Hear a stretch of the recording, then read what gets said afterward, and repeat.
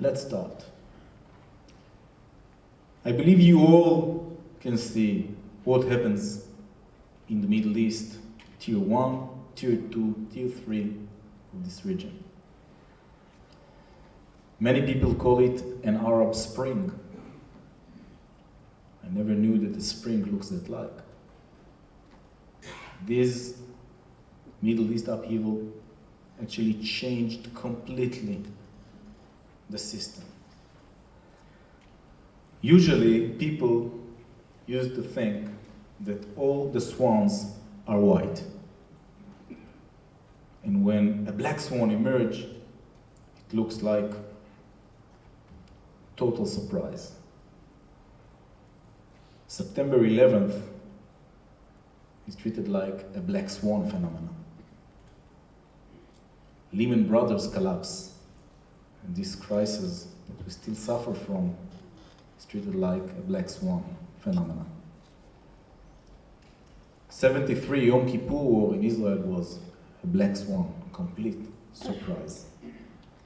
Can we take the Arab Spring, the Middle East upheaval, as a black swan? Well, I doubt it. All the materials of this dish were on the table for many, many years. We, Western world and free world, are trying to bring our morals and values and to force it and to put it in societies and on cultures that does not fit it and do not understand it. The Middle East and the people, the Arab and the Muslims there, were mainly tribes before the First World War. And after the First World War, this area was organized by French and British engineers, and you can see the maps and how the borders looks like in the Middle East. And after a few years, the king's regimes was removed by officers, and the officers like Nasser and Sadat, and then Mubarak in Egypt, and Assad the father and Assad the son in Syria, and others, took command and told the world that this is democracy and create something like stability. Under the flag of democracy and even democratic elections, what we have today? Well, we have radical Islamists, the Muslim Brothers, control Egypt. We have the same with all North Africa. You can see what happens in Libya, Algeria, Tunisia. You can see what happens in Bahrain, Oman, Taiman, Sudan, all radical regimes. You can see what happens now in Syria, and you know what happens in Lebanon, that actually is controlled by an Iranian commando division called Hezbollah, which is the front guard of Iran and the direct accessibility and the proxy to fight Israel and the free world. And we suffer today from a new phenomena of UGAs, ungoverned areas. Look what happens in Sinai. Watch and look what's going to happen in Syria. Every UGA, ungoverned area, creates vacuum, and as you know, there is no real vacuum. Iran will fill it immediately, just as they did in Gaza. Ladies and gentlemen, we Israel, we are completely surrounded by radical, fundamental Muslim regimes. And the Muslim Islamic revolution that Iran is pushing and spreading around us is quite successful from their point of view. We are surrounded by dozens of thousands of rockets and missiles, mainly in Lebanon and in Gaza. And lately, just a few weeks ago, Eilat was under rockets fire from Sinai.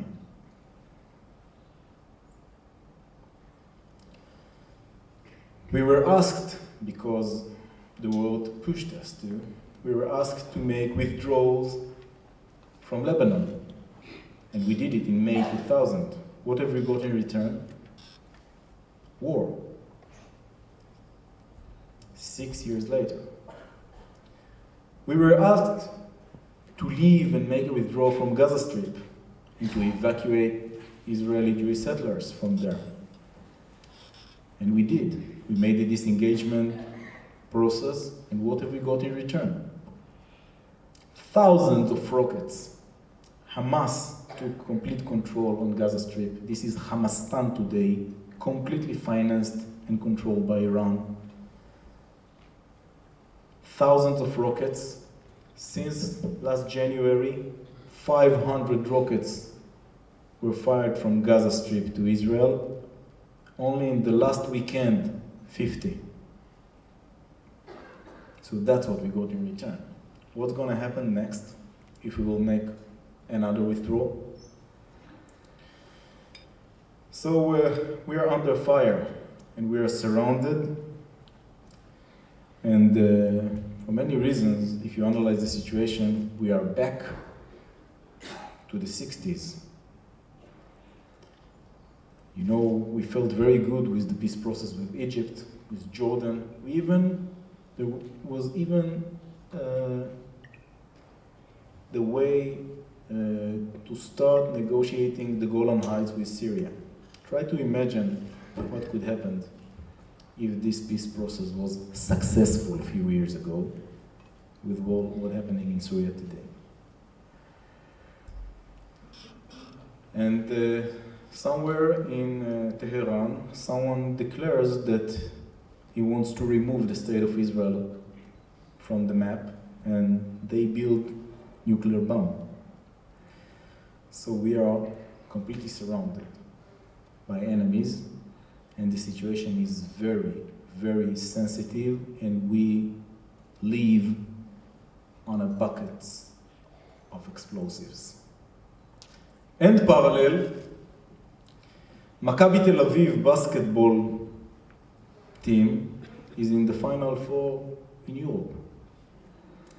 And parallel, we took another Nobel Prize. The shekel is a very strong currency, and our economy is quite strong according to what happens around the world. We were in the shortlist of the Oscar, and we didn't make it. The Iranians did. But the best actress in the European Film Festival is ours. Tel Aviv is, according to the last research, is the second in the world regarding being an entertainment city.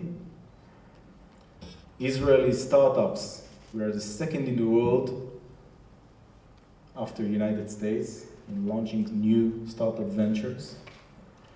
And when I travel from south of Israel to the north and back, I see all around cranes. You know, there is an index called the crane index. If you take a look to the sky, everywhere you go and you see cranes and cranes and cranes, you can see and understand that there is growth. And someone is pushing this country, this nation. And Israel has, thanks God, full of cranes. Do you remember what was in Israel, in this area, 64 years ago? 64 years ago, not 500 years ago. 64 years ago, it was desert. Take a look at photos and take a look at satellite pictures. It was desert. Now, ladies and gentlemen, we cannot achieve all these achievements with all that severe conditions that surround us without having an infantry company in an ambush somewhere in the valley, without having strong seals and flotilla in the Mediterranean and in the Red Sea, without having the best pilots in the sky, without having special forces and secret services like Mossad and Shin Bet that protects us. Everything starts from security. And if we want to be successful, to fight against these challenges and win, we need to be very, very agile and relevant, because we have plenty of enemies around us. Most of them we can define as insurgency, guerrilla, terror, global jihad. They are fast, they are sophisticated,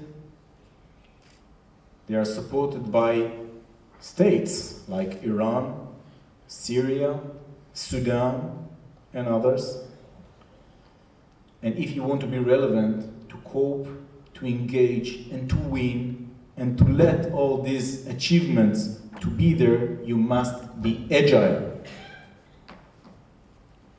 And you must adopt the state of mind of the special forces to change and to change again, because agility means the combination of speed and flexibility.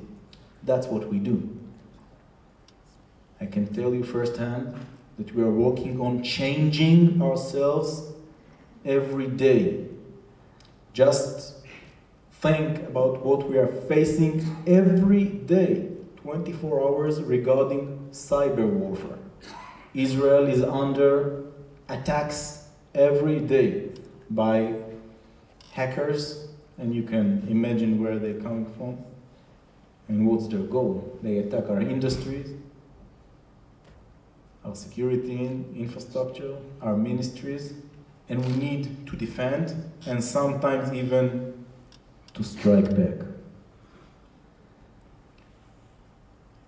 And we need to change, and we need to develop the next generation of fighters, of technology, to always put one leg in the future, to be advanced, technologically advanced, morally advanced, mentally advanced.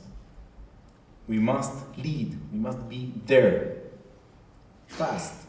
Speed plus flexibility means agility, and we must transform ourselves from vessels to speedboats as a state of mind.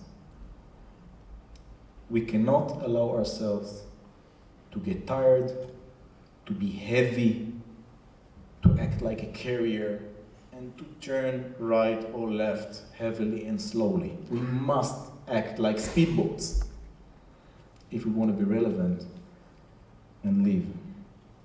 Now, when you are strong, and we do, sometimes, and unfortunately many times, you are blamed that you are too strong.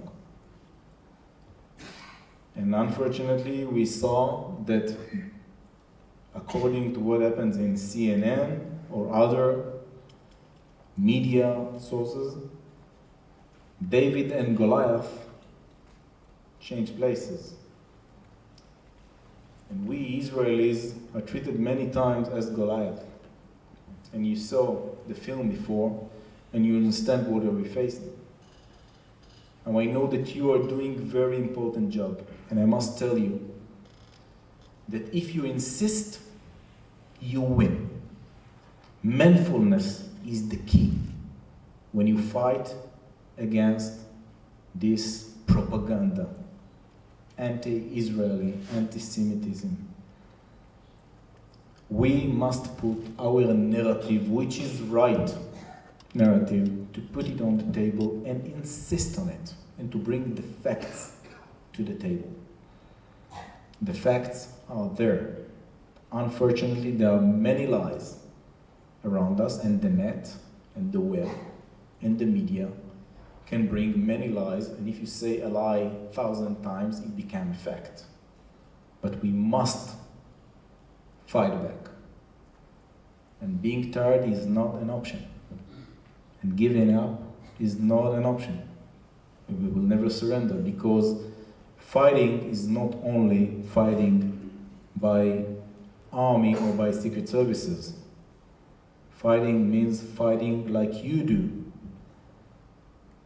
in putting the facts on the table and showing our points with manfulness. We are right and strong, and I believe we all prefer to stay strong. You know, morals and values comes first. Many years along this long service, I risked my personal life and life of my troops because we wanted to preserve the IDF spirit that speaks about morals and values, and not to harm civilians, and not to create collateral damage while fighting. And our enemies use human shelters as a state of mind, as a way of life, as a part of the doctrine. And we, I can tell you firsthand, we are doing everything we can to act in a military operations like surgical operation, just to make sure that we will hit the target and not making collateral damage. And although we are risking lives of ourselves, I feel sound and I feel good with it, that we are preserving the IDF spirit along the years.